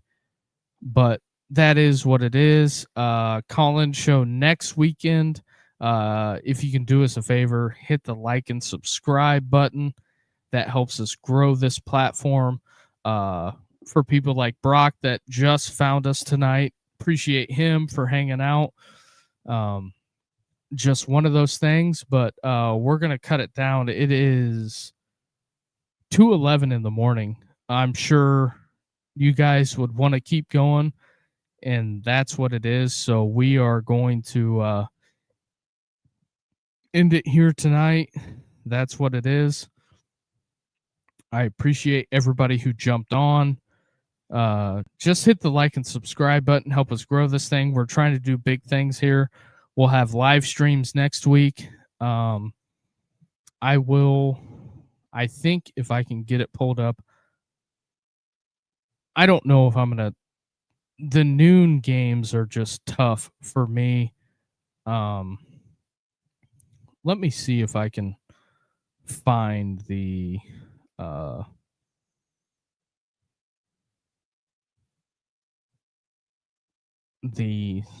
schedule for next weekend. There it is. That's week 1, week 3. So we're going to do next week Notre Dame, Purdue, 3:30. We will definitely do I don't know. It's either going to be Miami, Florida, or Auburn, Oklahoma. If you watch this late, vote on that in the comments. I would like to see some engagement in the comments. Would you rather, even though I'll have both of them on, but depending on how it goes, that's how the post game will go, and we will have a post game call-in show. If you made it this far, please hit the like and subscribe button. Appreciate everybody. We will be back Monday. NFL show will probably be at 6:30. Go a half hour on that, and then we will do the college football show at 7:30. So have a lot of content breaking down the weekend. Appreciate everybody for hitting the like and subscribe. See you guys next week.